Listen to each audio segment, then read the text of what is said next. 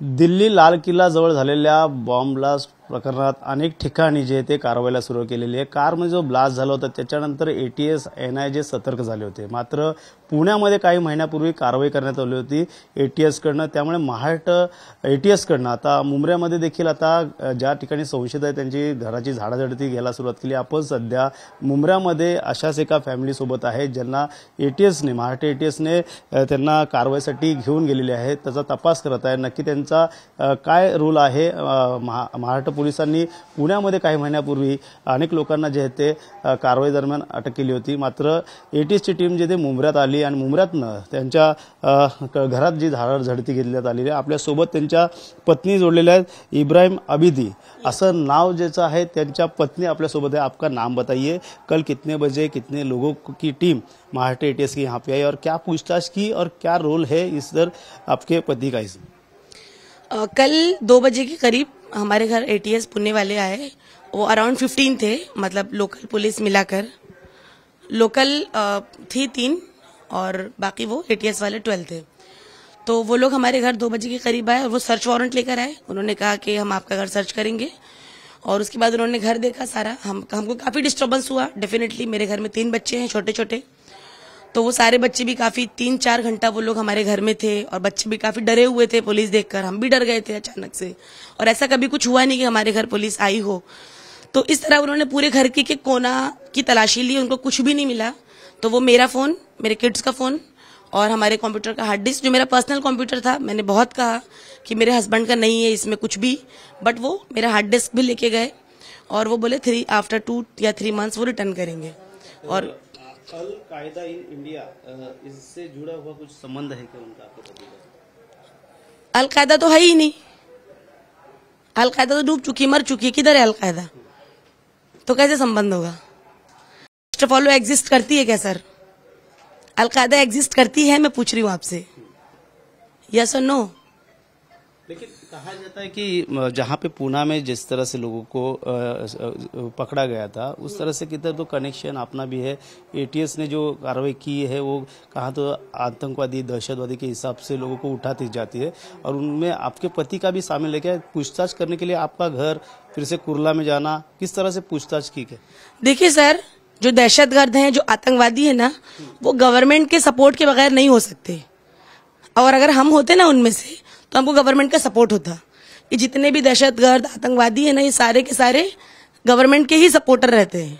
ठीक है, तो हम लोग भोले भाले लोग हैं भाई. हमारा इससे कोई कांटेक्ट, कोई कनेक्शन नहीं है. अगर होता तो उनको घर में से कुछ तो मिला होता. पूरे घर का कि कोना खदरा उन्होंने चेक किया, कुछ भी नहीं मिला उनको. और ऐसा कोई कनेक्शन नहीं है. ये आरोप है, ये इल्जाम है, ये झूठ है. और मेरे ये भी कहा गया कि वो आतंकी तालीम दे रहे हैं, आपने बताया. तो वो प्रोफेसर हैं साबू सिद्दीक कॉलेज में जो मुंबई में है, और वो वहाँ पे लेक्चरर थे, और वो 35 इयर्स वहाँ पे उन्होंने जॉब की है.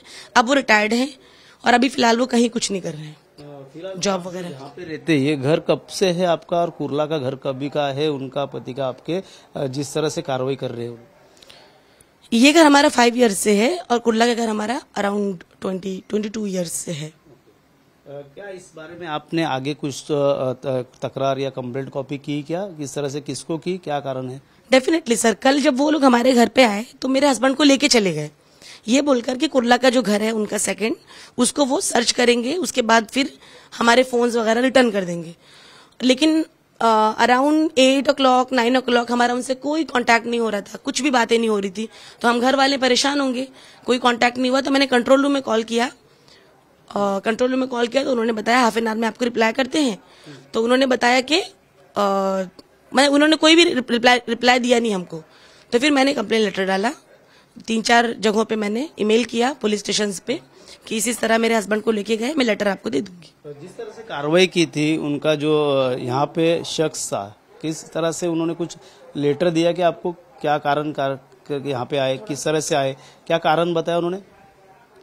नहीं, वो बोले कि हमारे पास सर्च वारंट है, हम आपका घर देखेंगे, आप लोग को परेशान नहीं करेंगे, बस इतना ही बोले. मैंने उनसे बहुत कहा, ये रीजन बताया हमको, या हमको कुछ देके जाएं, आप कोई कॉपी देके जाएं कि भाई ये आप हमारे घर विजिट किए, या हमारे घर को सर्च किया आपने, या हमारी चीजें लिया, कुछ प्रूफ दीजिए. कुछ भी नहीं दिया उन्होंने. मैंने बहुत मल्टीपल टाइम्स कहा उनको देने के लिए, बट उन्होंने कहा जो भी होगा वो पंचनामा वगैरह होगा कुर्ला में, उसके बाद फिर मिलेगा। लेकिन कल कुर्ला के बाद अभी भी कुछ नहीं दिया उन्होंने, सिर्फ रिसिप्ट दिया हमको 2। क्या दिया है? वो शायद वो जो उन्होंने हार्ड डिस्क लिया था और फोन ना, उसका दिया है बस। क्या क्या उन्होंने जी हासिल किया? हाँ, पंचनामा नहीं दिया है हमको। और अभी पुलिस हमारे घर आई है एक बार, इतने सारे लोग, और हमारा घर, हमारे बच्चे सब डिस्टर्ब हुए। अब मैं चाहती हूँ कि आगे पुलिस हमारे घर नहीं आए किसी भी मामले में। लेकिन कहा जाता है कि अभी ये हार्ड डिस्क उसकी पूरा जांच होने वाली है, मोबाइल का भी जांच होने वाली है। लेकिन ये जो पुलिस जो है कुर्ला के बाद आपके पति को छोड़ा गया क्या? आगे जाके क्या किस तरह से बुलाने वाले? नहीं, कुर्ला में ले जाने के बाद वो लोग अराउंड 12 o'clock तक उनके साथ जो भी पंचनामा, जो भी उनके कार्रवाइयां थी वो किया उन्होंने, लेकिन अभी वापस बुलाए हैं उनको। अभी अराउंड 11-12 बजे कुर्ला स्टेशन पे बुलाए, कुर्ला पुलिस स्टेशन पे। जी, एटीएस की टीम। क्या मांग रहेगी आपकी? जिस तरह से घर पे आपकी छानबीन है, आपका किस तरह से इन्वॉल्व है क्या नहीं, आपकी क्या मांग रहेगी? इस सॉरी सर, इन्वॉल्व क्या है? कुछ इस तरह से संबंध जुड़ा जा रहा है, लेकिन आपकी क्या मांग रहेगी?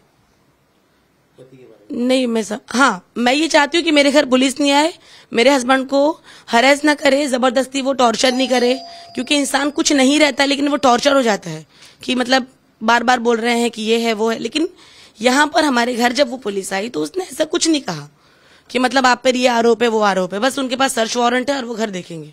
घर में कौन कौन फिलहाल रहते हैं? जिस तरह से आपको अभी डरावना से जैसा लग रहा है, आगे जाके पूरी से कार्रवाई हो सकती है? मैं, मेरे 3 बच्चे हैं, मेरे हस्बैंड, बस हम लोग ही रहते हैं।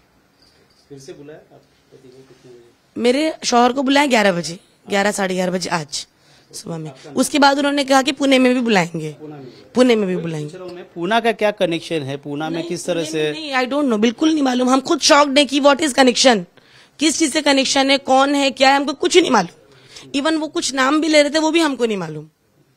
जिहाद के बारे में कुछ तो प्रचार प्रसार करने के बाद ऐसे लोगों को उठाया जाता है, लेके जाते हैं, पूछताछ किया। आपका कुछ जिहाद के बारे में? सब गलत। पहली बात तो जिहाद इस दौर में, इस टाइम में जिहाद कुछ है ही नहीं। जबरदस्ती जिहाद को लेकर एक मुद्दा बनाया गया है। जिहाद का कोई मीनिंग नहीं फिलहाल, इस प्रेझेंट सिनारियो में कुछ भी नहीं है जिहाद का रोल। मैं जबीन तबस्सुम। नक्कीच ह्या होत्या त्यांच्या पत्नी. त्यांचं सांगणं आहे की लवकरात लवकर माझ्या पतीची चौकशी करून पुन्हा सोडण्यात येणार. मात्र मोबाईल आणि कॉम्प्युटरचे हार्ड डिस्क जे ते महाराष्ट्र एटीएस त्यांच्या घरातनं घेऊन गेले आहेत. मात्र या संदर्भातली आता त्यांनी देखील तक्रार केलेली आहे. मात्र येणाऱ्या काळात आता एटीएसकडनं कशा प्रकारची पुढची कारवाई आणि काय संशयितांकडनं काय आढळतं आणि ज्या संदर्भात प्रचार प्रसार करणाऱ्यांकडनं काय एटीएस हाती लागतं हे देखील पाहणं गरजेचं राहणार आहे. कॅमेरा अथर्वसह गणेश सुराट, टीव्ही मराठी, मुंब्रा.